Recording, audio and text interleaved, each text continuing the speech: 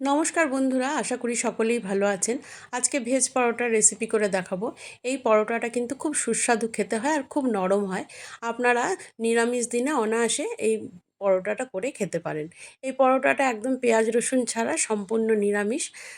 এইভাবে পরোটা করে যদি বাচ্চাদের টিফিনেও দিয়ে দেন, দেখবেন তারা একদম সম্পূর্ণ টিফিন শেষ করেই বাড়ি ফিরবে।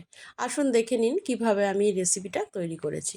কিছুটা গরম জল আমি উনুনে বসিয়ে দিয়েছি, তাতে কয়েকটা সোয়া চাংস দিয়ে দিলাম। খুব বেশি পরিমাণে দেইনি, আর আপনাদের প্রয়োজন অনুযায়ী কম বেশি করে নিতে পারেন। কিছুক্ষণ পরে দেখুন ফুলে উঠেছে। ভালো করে জল ছেঁকে আমি একটা মিক্সার জারে দিয়ে দিচ্ছি আর একটুখানি ব্লেন্ড করে নেব। একটু সয়াবিনটা কিমা করে নেব, মানে এক দুবার ঘোরালেই কিন্তু ঠিক এরকম হয়ে যাবে। এই দেখুন, এবার এটাকে রেখে দেবো। আর একটা ফ্রাইং প্যান বসিয়ে দিচ্ছি, তাতে অল্প পরিমাণে সাদা তেল দিয়ে দিলাম। দিচ্ছি গোটা জিরে ফোড়নে আর অল্প হিং। হিং আর গোটা জিরেটাকে একটুখানি ভেজে নেব। গোটা জিরে আর হিংটা একটু ভাজা হয়ে গেলে এখানে আমি 1 চামচ আদা কাঁচা লঙ্কা বাটা দিয়ে দিলাম। দিয়ে দিচ্ছি হাফ চামচ জিরের গুঁড়ো, হাফ চামচ ধনের গুঁড়ো আর অল্প পরিমাণে হলুদ। মশলাটা একটুখানি তেলের সাথে মিশিয়ে নিচ্ছি, আর এখানে দিয়ে দেবো আমি স্বাদ মতন লবণ আর অল্প পরিমাণে মিষ্টি। লবণ মিষ্টিটা আপনারা নিজেদের স্বাদ অনুযায়ী দিয়ে নেবেন।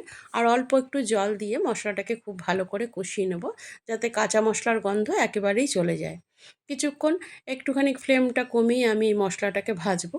মশলাটা যখন খুব ভালো করে ভাজা হয়ে যাবে, একটু তেল ছেড়ে আসবে, সে সময় কিমা করে রাখা সয়াবিনটা এখানে দিয়ে দেবো।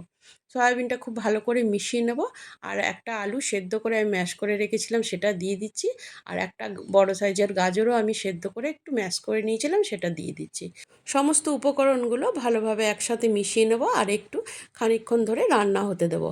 আর এই সময় আমি দিয়ে দেবো এখানে 1 চামচ ভাজা মশলা। এই ভাজা মশলাটা আপনারা কিভাবে তৈরি করবেন সেটা ডেসক্রিপশন বক্সে আমি লিখে দেবো। ভাজা মশলা আর চাট মশলা খুব ভালো করে এই মিশ্রণটার সাথে মিশিয়ে দিতে হবে। আর খানিকক্ষণ ধরে এই পুরটাকে আমি ভেজে নেব।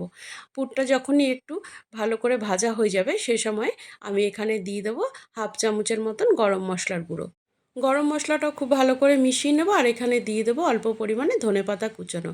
এই ধনেপাতা গরম মশলা ভালো করে মিশিয়ে গ্যাস অফ করে দেবো আর পুরটাকে ঠান্ডা হতে রেখে দেবো।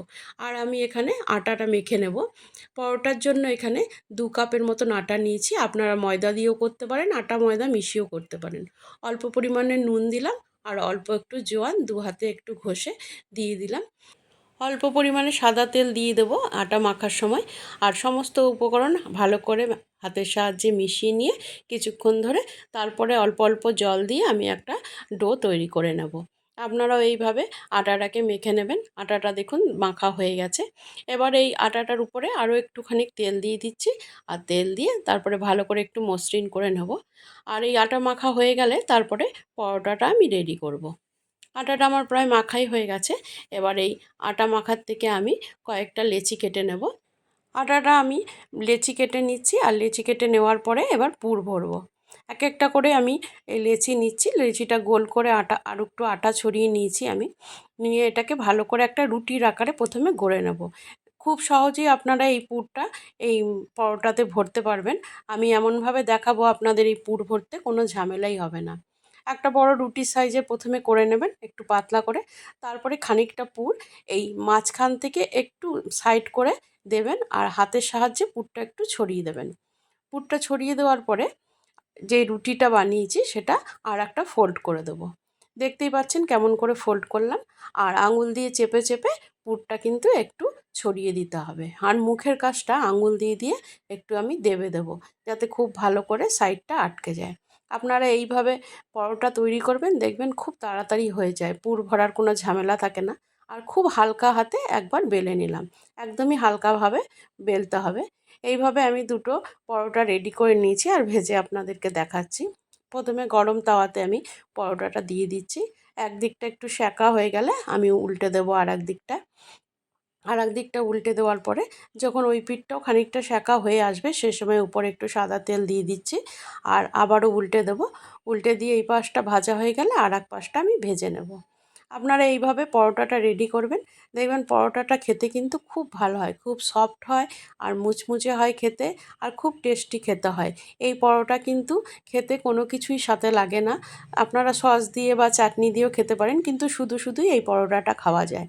পরোটাটা আপনাদের ছিঁড়ে দেখাচ্ছি, দেখুন পুরটা পুরো পরোটাটাতেই একদম কভার করে গেছে, কোথাও কিন্তু বাকি নেই। আপনাদের যদি এই রেসিপিটা ভালো লাগে একটা লাইক করবেন আর বন্ধুদের সাথে শেয়ার করবেন। আমার চ্যানেলে নতুন বন্ধু হয়ে থাকলে সাবস্ক্রাইব করে পাশে থাকার অনুরোধ রইল। আজ তাহলে এই পর্যন্ত, আবারও দেখা হবে অন্য কোনো রেসিপির ভিডিও নিয়ে। সবাই খুব ভালো থাকবেন, সুস্থ থাকবেন। নমস্কার।